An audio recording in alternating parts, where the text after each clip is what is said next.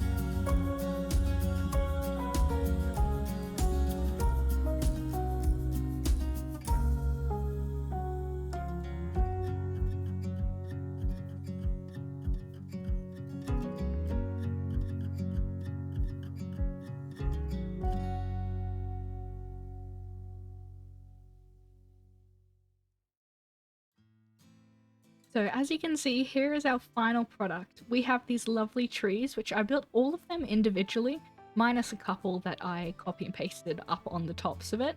But that's just because these trees actually took forever to build, but I'm really happy with the variety and kind of difference of all of them, and they look really cool. So I wanted to build in this little ravine kind of area, and I was inspired by some of the images I saw of Yellowstone, and that's why I've done some of the colored landscape here. So it was kind of like a river rapids bit, and it's kind of hard to make a rapid river with waves and crashing rocks in Minecraft, and I've added a bunch of these like boulders and spiky rock just around the river just to give it more of a river rapids feel. But I love all the trees I did here, and I had to make sure that they kind of got sporadically placed as they went up the mountain. And another thing that you can see which wasn't included in the time lapse is I've put a bunch of snow on all of these mountains.